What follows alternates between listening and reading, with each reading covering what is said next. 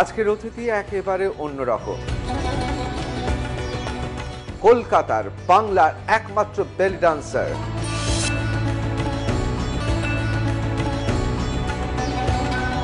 কেউ কেউ বলেন ক্যাবারে ডান্সার সোনিয়া শীল।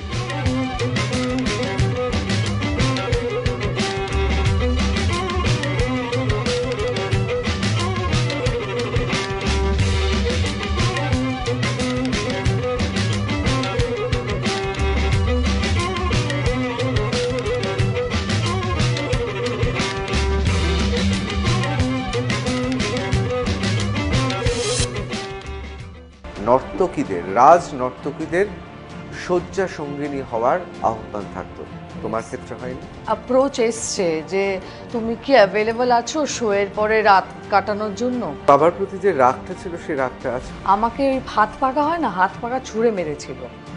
আমার এখন এখানে দাগ আছে, হাত পাকা ছুঁড়ে মেরেছিল। বাবা আমাকে সাডেনলি কোয়েশ্চেন করে, তুই কি বার থেকে শো করে আসছিস, বার থেকে নিচে আসছিস? সেটা আমাকে খুব বেঁধেছিল সেদিন। তুমি বলছিলে যে চোখের মধ্যে উৎসাহটা, সেইটা তোমাকে অনুপ্রাণিত করে, বিশেষ করে তুমি যখন নাচছো। পুরুষের চোখ বুঝতে পারো, এরকম শর্ট ড্রেস পরে নাচছে, বুক কাঁপাচ্ছে, কোমর কাঁপাচ্ছে, তার মানে তো এটা কোনো মানে ওরকম আমার দেখে ভীষণ একটা ওরকম হয়ে যাবে। বেলি ডান্সের ক্ষেত্রে পোশাক এবং তার সঙ্গে যে মেকআপ, সেটাকে পুরুষদের মনোরঞ্জনের উদ্দেশ্যে। এরকমও আছে যারা বিস্কি নিয়ে ঠিক এরকম একটা চোখে দেখছে যে সে গিলেই নেবে এরকম। একটা সময় তো মহিলারা, বিশেষ করে তোমার যারা মেয়ে বন্ধু, তারা উৎসাহ দিয়েছিল। এখন যখন তুমি নাচো, মহিলারা স্বামীকে টেনে নেয় না? এখন স্বামীদেরকে ঠেলে দেয়, যাও আর জিলো আপনি জিন্দগি, যাও। আমি সে তো হয়েছে এরকম।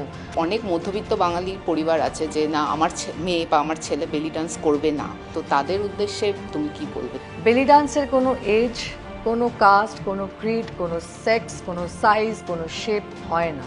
সাধারণত বেলি ডান্সার বা যারা ক্যাবারে নাচেন, তাদের বিভিন্ন জায়গায় গ্যাংস্টাররা নিয়ে যান।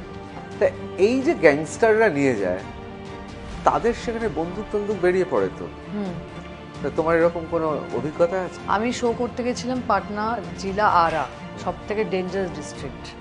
হোলির শো ছিল, ভালো প্রোগ্রাম, ভোর 4টে অবধি প্রোগ্রাম চলবে। আমরা বলেছি 2টো বাজে আমরা প্যাক আপ করবো, বন্দুক নিয়ে চলে এসেছি, করতেই হবে, যদি না নাচি বলছে উড়িয়ে দেবে।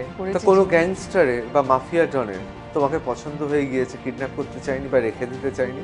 চোখের ইশারাতে ক্যাপচার করছে ক্লায়েন্টদের হার্ট, যে হ্যাঁ একে ইয়ে করতে হবে, উইন করতে হবে, তাহলে আমার কাছে টাকা আসবে, আইফোন আসবে, বাড়ি আসবে, গাড়ি আসবে।